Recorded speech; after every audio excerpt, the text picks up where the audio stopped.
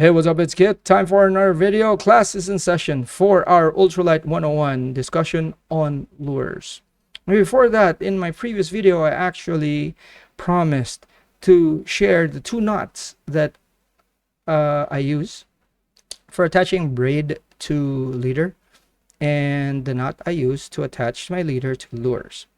And I believe that this is something that we should be talking about in a separate video, but that shit's boring. So I'm gonna lump it together here. We'll touch up on that, the reason why, yada yada yada. Just get it done and over with. It's like a freaking band-aid that you just rip really fast, because although it's boring, it's actually the most important thing. All right. So first, let's talk about the knot that I use to attach to the lures. All right, now there's only one. It's the uni knot, although there are tricks to tying it, and it could be tied as a loop, and depending on the lure that I'm using, it could be that it's flush or it could be a loop. All right, so I'm going to show you guys that, but before we actually proceed, I'm pretty sure you've actually noticed that I didn't mention snaps. Now, having said that, let me show you guys something first. Okay, so there are quick snaps and all this, so in various sizes. It's not that I don't have them, it's just that for me, these are things that have their place and time. And if you're the type of person that's really careful, you'll find that you'll actually use less and less of them. No, I'm not giving them away. Here's the thing. With Ultralight, what I have discovered, and I'm pretty sure that there are some people there that are better than me, and that's a given. But see, here's the thing. I'm not the type of guy that gets lucky a lot. Okay? Meaning, like, okay, let's go back to the past here.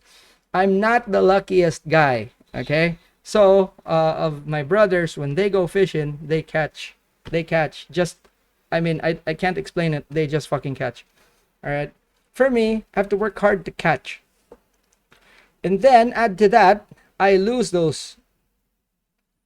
So at a very early age, I've learned to actually maximize each and every single thing in my fishing system so that I don't lose the fish, because I'm not as lucky as the other guys. Okay.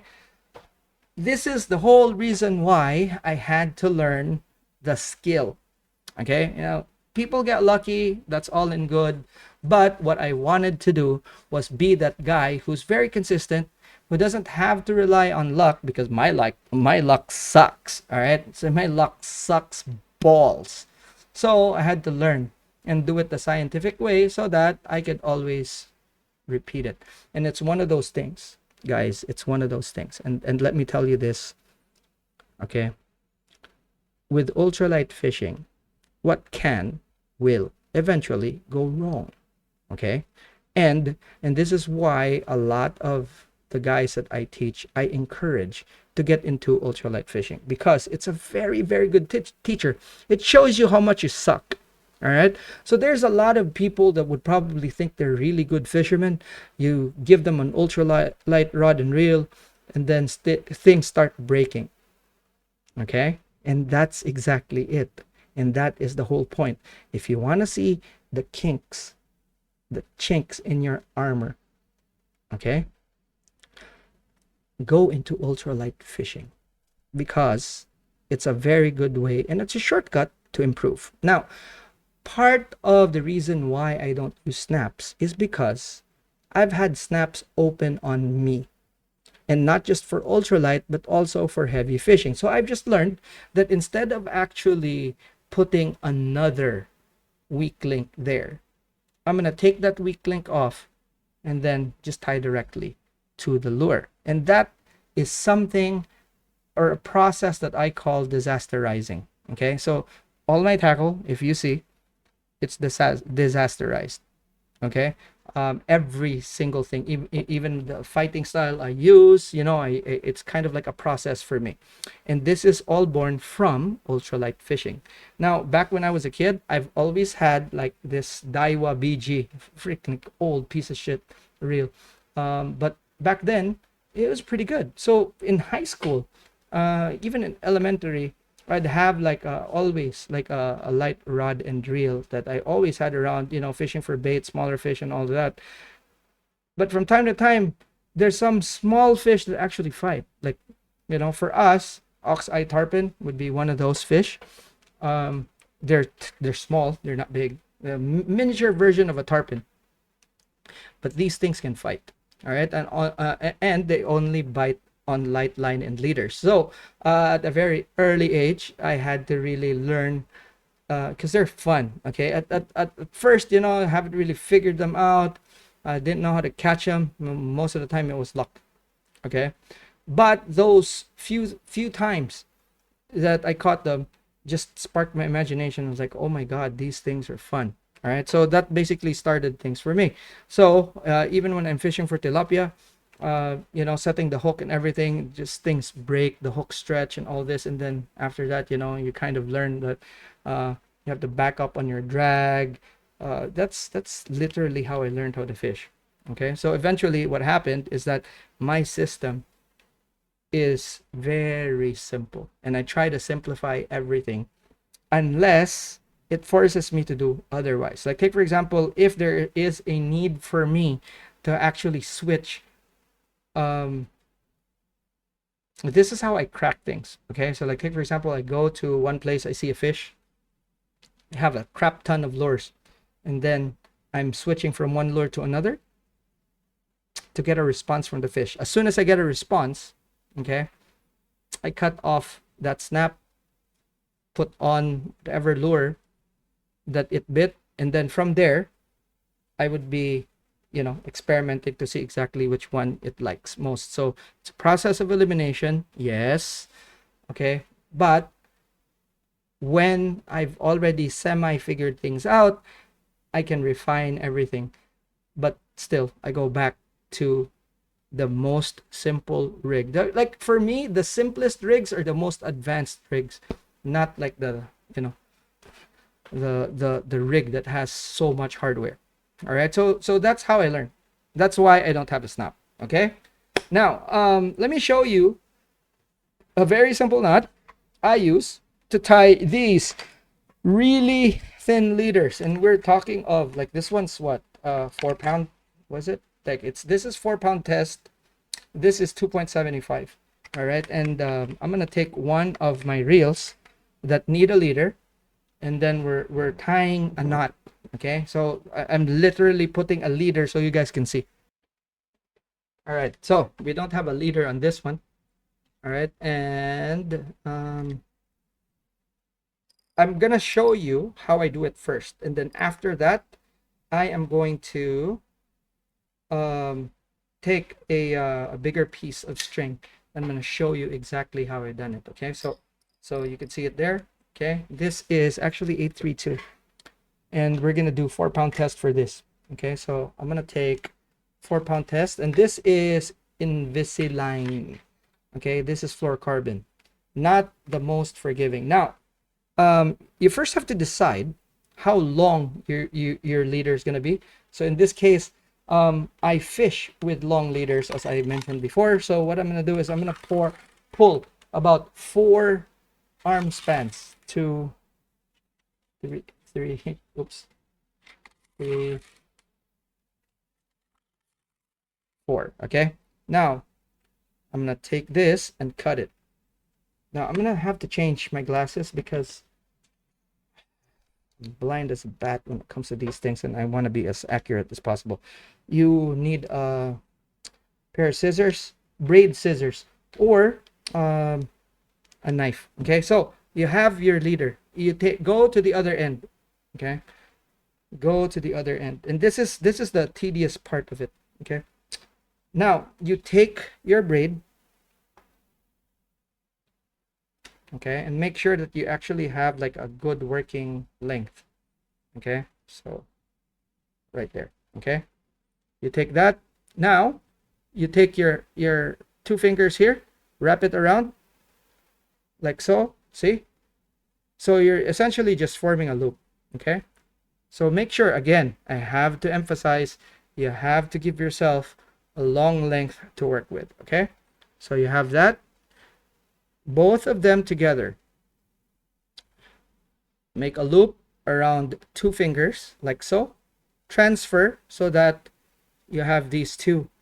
Okay, and then what I do is just 1, 2, 3, 4, 5. Okay, now as you can see, this part here, okay, be careful of these two tags. Okay, this part here is actually wound around like that. So what I do, I just take that off, okay, and then pull the leader until the end goes through like that. Okay, now you're basically, this is a 5-turn surgeon's knot, and then I just pull it tight just before. Okay, make sure that it's even, okay, like that, just before it tightens. Okay, lubricate. You have to pull both sides evenly, okay, like so. Okay, super tight. And then you take the braid and then the mono, tighten that, the braid to braid here, tighten that, okay, and then the end braid here, and then the mono, tighten that, okay, and then tighten, boom. So that is a very, very strong knot. Okay, now I am going to zoom in and I'm going to show you. Okay, so we zoom in and then we'll focus.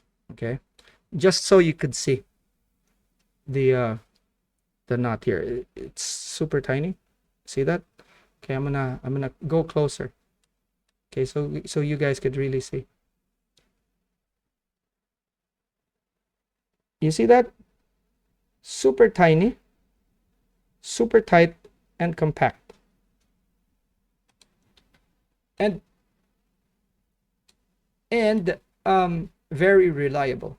Okay, now let me let me fix this. Okay, let me it's so tiny, you can see it there. All right, now what I do to finish this is I grab the braid like so, go really tight like that, cut it. Okay, I leave a tiny tag that you don't even, oops, sorry, that you don't even notice. Now there's been a lot of times where I actually mistakenly cut the the leader, so be careful. It's tiny, it's so easy to miss, right? So slide down, bang, cut it close. For the fluorocarbon, I cut it close, so you can see that there's a tag end, a very tiny tag end for the braid, and then I cut as close as possible with the fluorocarbon or mono, and that it's super thin. Now obviously this is very long, and we'll talk about that. All right, after this I'm going to show you my uni knot as well.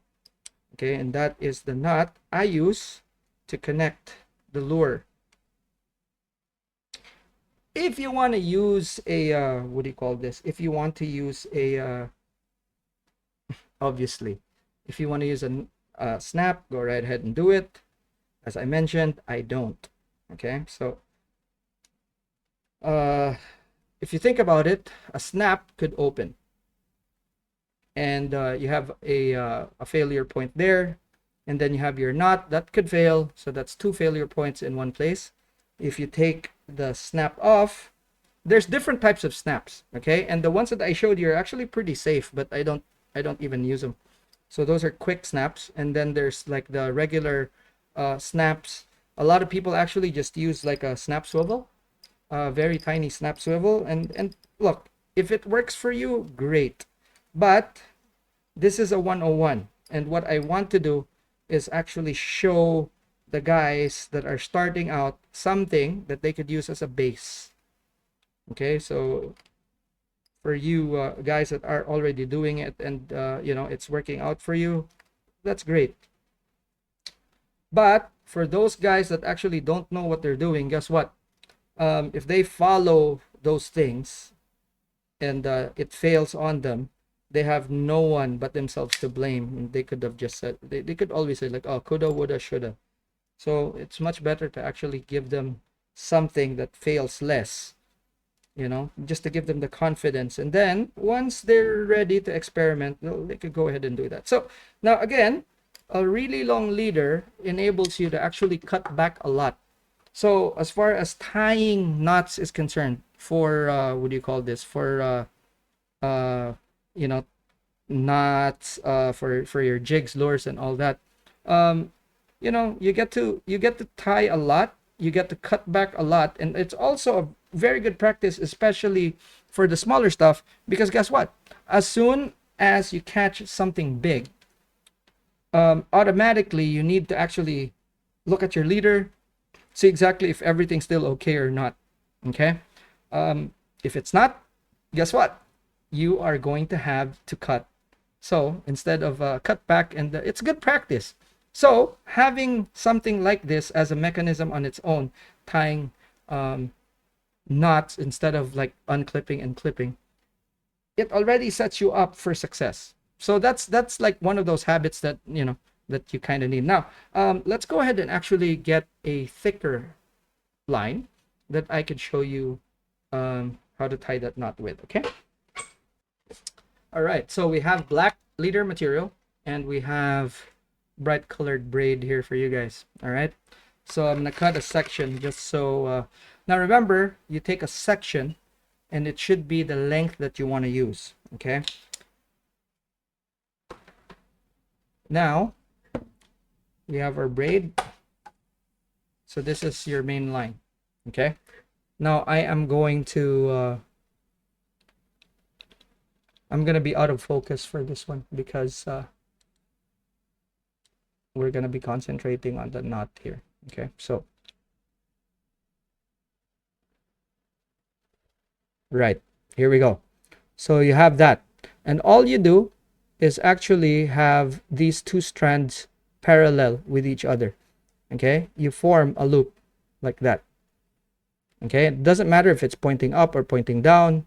Okay, you do pointing down so that it's kind of easier. Okay, just so for illustration purposes. So you go like that, and then you take both and you pass it through. Okay, what's very important is that all should be passing through.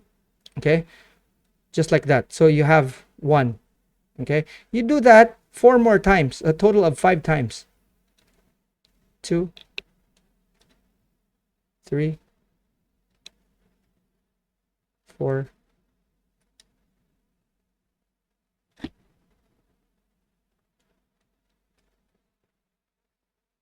okay, like that. 5. Right? Now you take both ends and you tighten. Now once it goes like that, you lubricate. Okay, now tighten. Let me just tighten this. Okay, now it's like that. Okay, now take your braid, tighten with the mono, you tighten. Okay, and then braid to braid, tighten. Now mono braid, the tag ends, tighten, and then the mono tag with the main tag. Okay, just like that.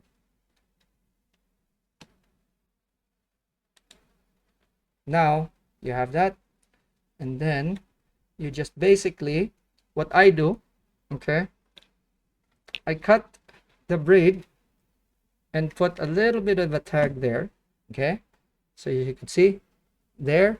And then I take the mono and cut it as close as I can.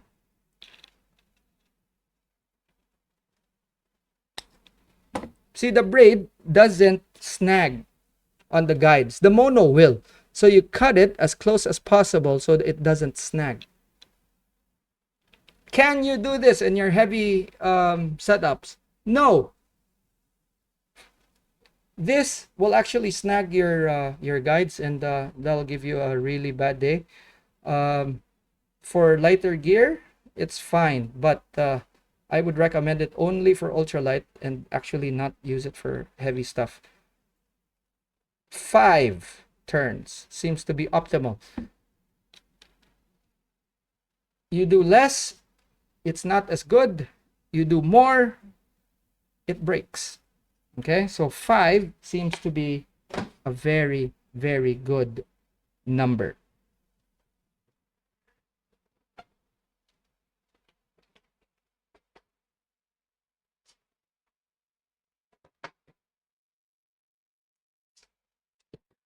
Now, let's talk about the other knot. So what I will do is I'll actually use this one right here as an example, okay?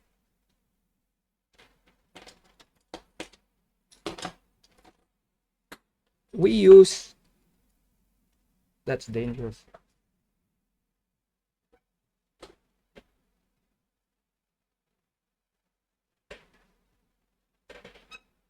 For this demo, we will use this plug right here.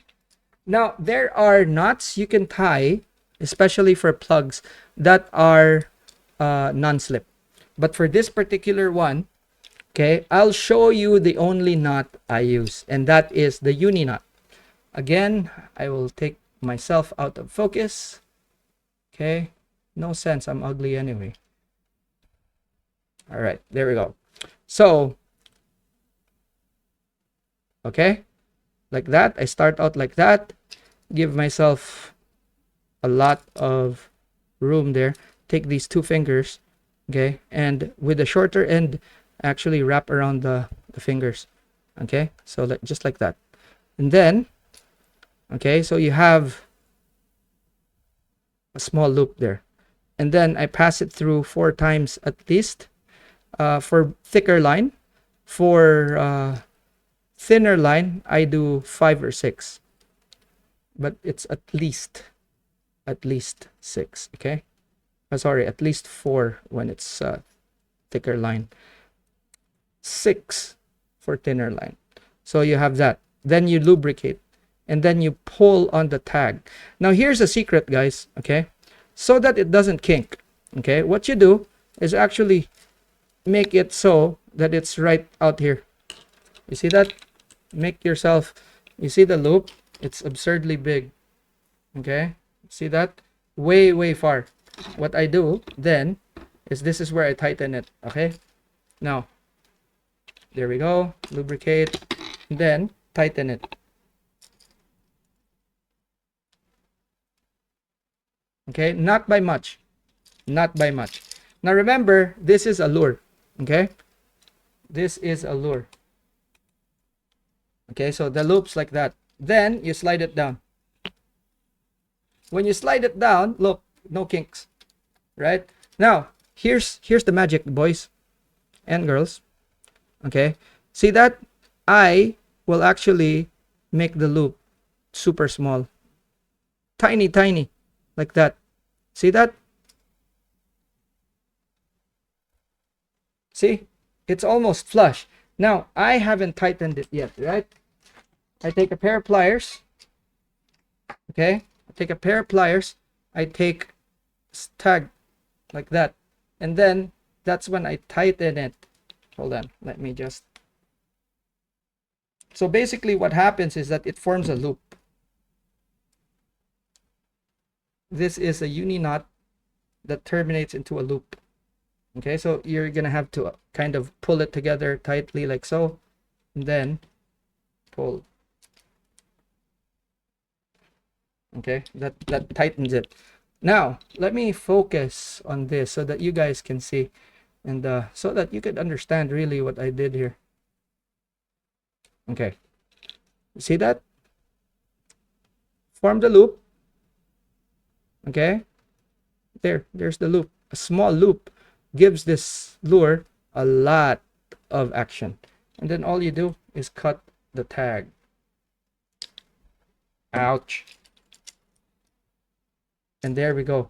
Now, you know what the secret is? Remember that this is all underwater when this happens, okay? So when the fish bites and pressure is applied, what happens? The loop disappears. And then it forms a tight knot.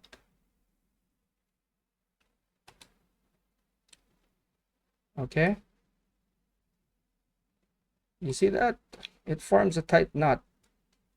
And then you fight the fish with that tight knot, a complete uni knot. So that's the trick, okay, when it comes to lures. Uni knot with a loop. Now, it's always a good idea to actually cut the knot, especially on a big fish.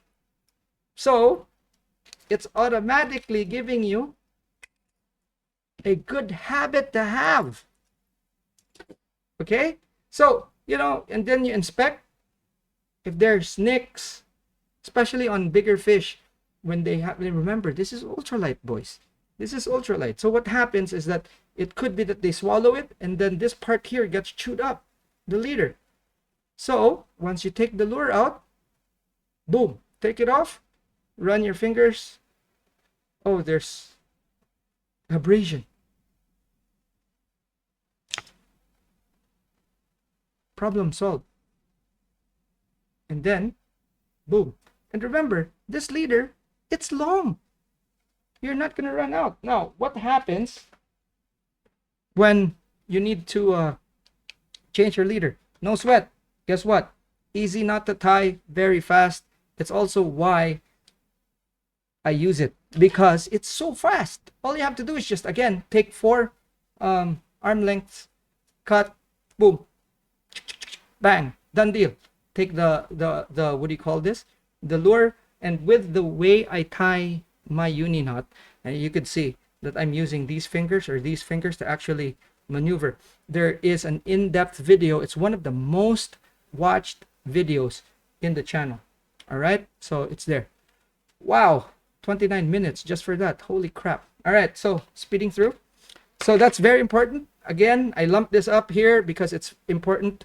I know it's boring, but it's something that you guys are gonna have to actually master.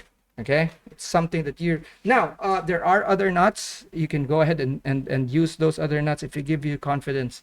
Now for me, these 2 nuts I've been using for years, ever since I was a kid, and it hasn't not failed me. There was a time when I was using FGs on my ultralight stuff. They're strong and everything, but totally unnecessary for this size of gear. Now, if you prefer doing that, go right ahead and do it. Okay, but for me, short, less complicated, you know, and it's so small that when you cast, you don't really feel it. Alrighty, so lures. Now, keeping it simple again. Well, this is my system. You know, someone else would probably have a better system.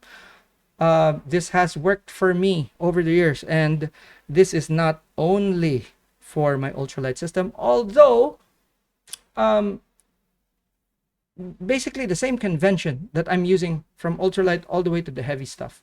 All right, so if you haven't noticed, how the way I structure things when it comes to my fishing is always going to be float, mid depth, and then the bottom.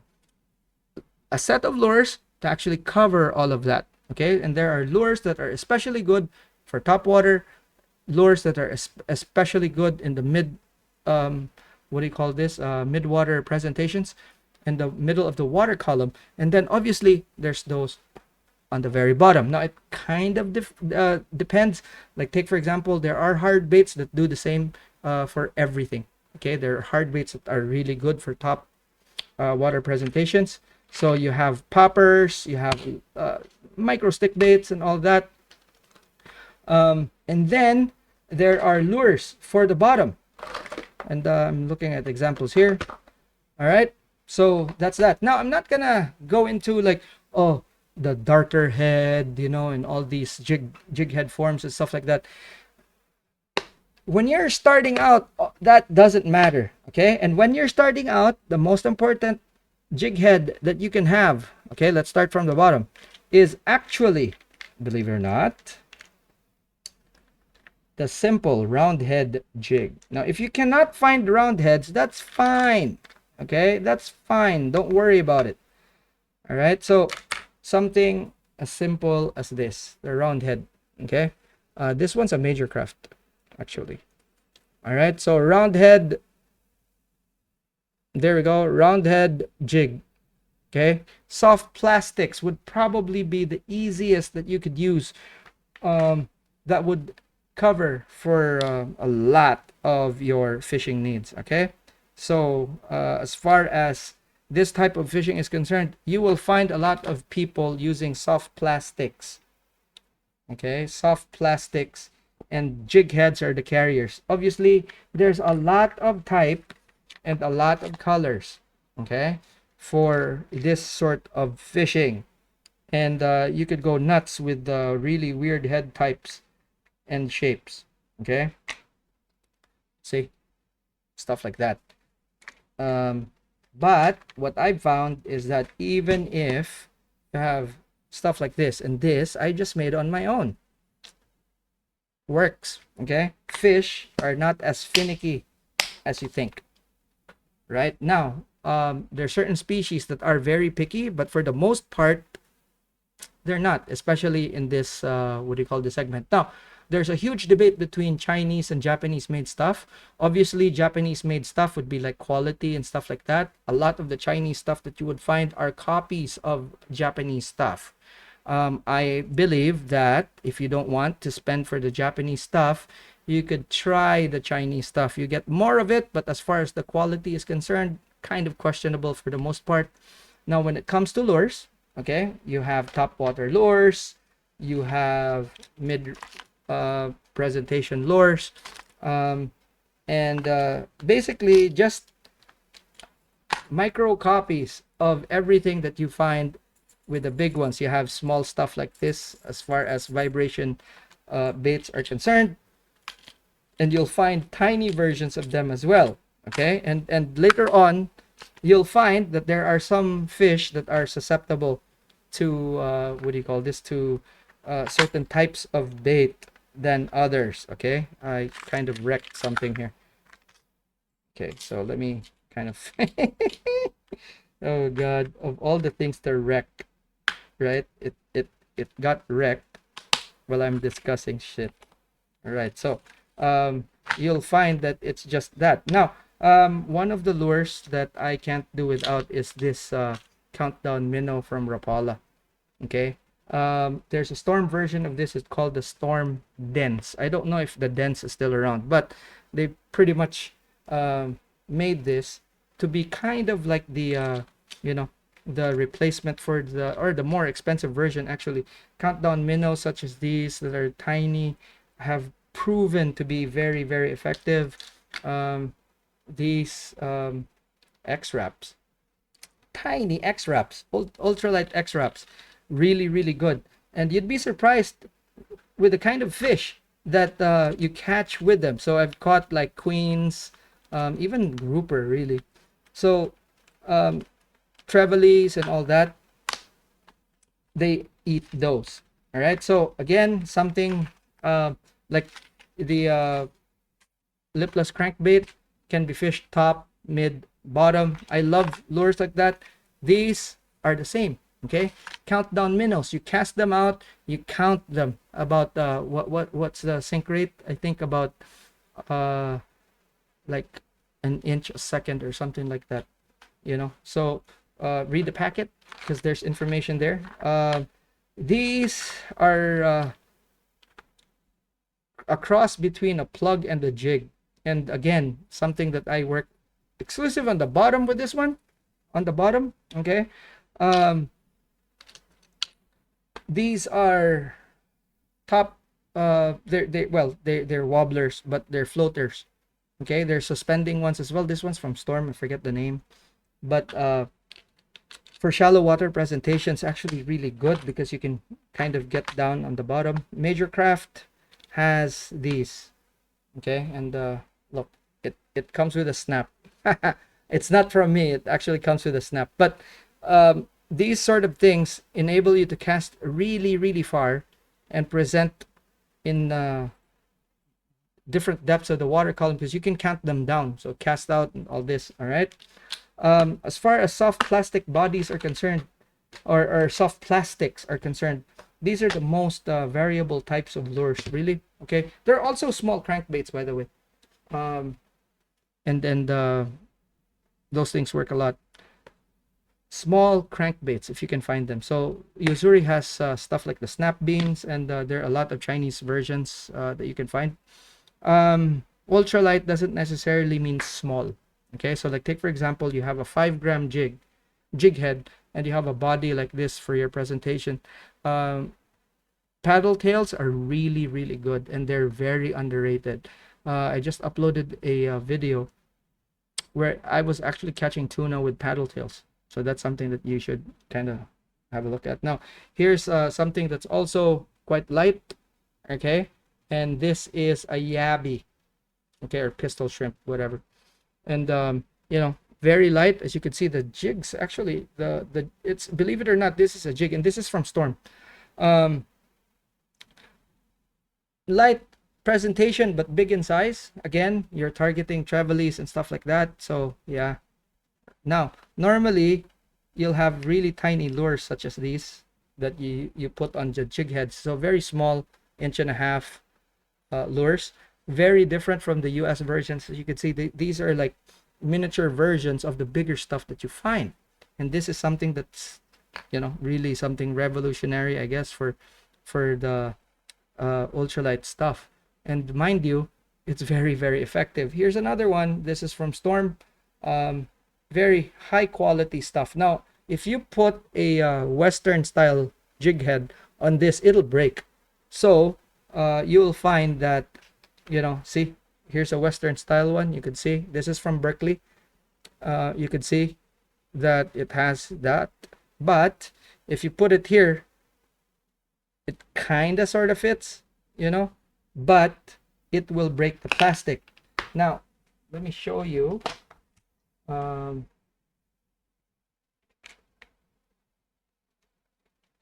Like this one here. Okay, see,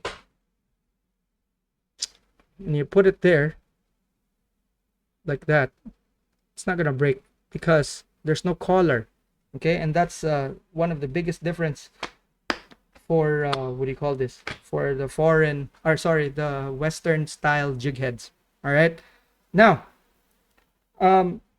it's a very good idea. These are cheap, these are very cheap, so it's a very good idea to actually buy a few types instead of actually just sticking to one. It's a very good idea to actually buy a few types so that, you know, different situations, you can cover different situations. Like I have a few boxes of these things. Okay, so it's not only these, and you'll see that there's like quite a lot. See, stuff like this, very, very, very, very good lure. And you know, it really freaking works. Here's a typical presentation that I've learned from Japan. It's like almost like a tie rubber. Okay, so this is like 5 grams, or actually 7. This was on the heavy side.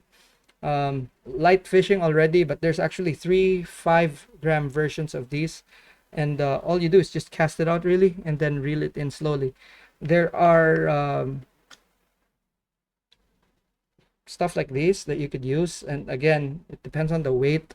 This is on the heavy side, but still you can fish it without like a extension weight. Still something that you could cast with ultralight stuff. Very good for weedy areas. Okay, so again, this box has like quite a few bits. There, you can see here, I've rigged this. It's a different jig head from this is Cultiva. So it has two tighten points, as you can see there. There's one at the top, one here. It depends on how you use it, really. If you're dropping it or casting it out, very, I would say, smart. Okay, now I think one of the things that largely isn't popular outside, it's not JDM, but the Japanese have actually been doing this as well. After seeing, its effectivity and all that, I'm gonna show you like a big version of this, okay? And I believe this is something from our Ukrainian brothers, right? This is called a chaburashka. All right, so very unassuming, right? Now what you do is actually push this right here, like so, and then you put a hook on here, like so.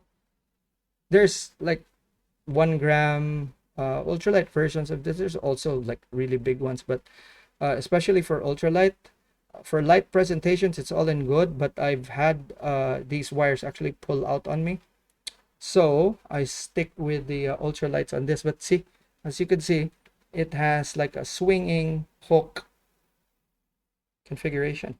All right, so for the smaller ones, dynamite, man. Okay, so very good system to have. Again, ultralight stuff.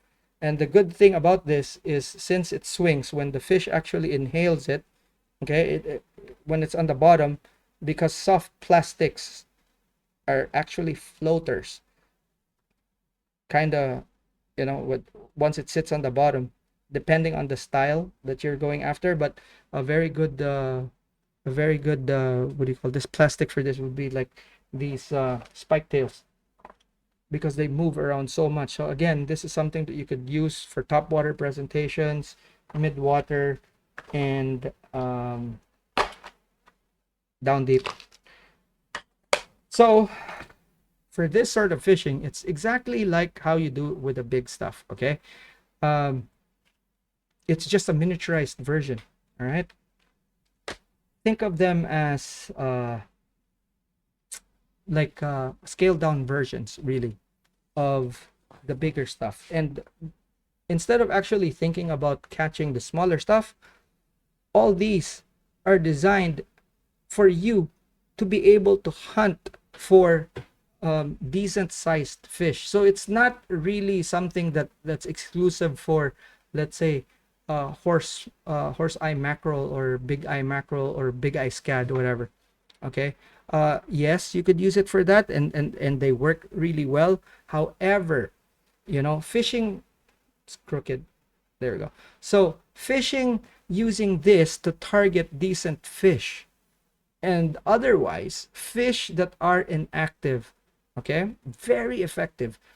And I think the most important part for me would be, as anglers, it really helps in improving your system. It could be like how you tie your tackle. It could be how you your approach for your shore fishing game, your plugging technique.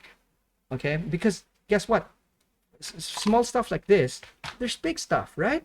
And then how you manipulate it, and the capacity for it to actually attract fish and catch it, it's easier because there's a lot more smaller fish than there are bigger fish. So once you actually start doubting if how you manipulate your lure is actually wrong, you go into ultralight and you'll find that, okay, might be going too fast, right? Might be going to, let's slow down. And then after that, the fish respond. And guess what? That directly translates to the bigger stuff. And that's what's important. Alrighty. And this, for me, is the reason why you should be getting into ultralight fishing, because it's a very, very good teacher. Alrighty. Now I know that I'm not showing much on lures and everything, but that's the fun part, because guess what? For ultralight fishing, everything works almost.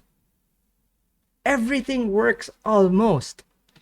And it's also a very good way for you to weed out those that work and those that does not. That way, again, like I said, it's a very good teacher. That way, for your bigger stuff, you would know exactly which one to buy and which one to stay away from, or the types at least. Yeah? Alrighty, that's it for this video. If you find this interesting, entertaining, or if it's something that you learned from, go ahead and give it a thumbs up. And if you haven't yet, click on the subscribe button. Share this video to friends and family that you would probably enjoy this type of fishing with. Okay? And if you want to help the channel move forward, click on that join button. Alrighty, members, thank you very much for helping this channel and for supporting this channel, supporting me. Now, memberships, of course, support this channel directly, help support me making videos like these, educational videos for everyone. Alrighty, so it helps me make more of these things. Alrighty, that's it for this video. Thanks so much for watching. I'll see you in the next one. Class dismissed.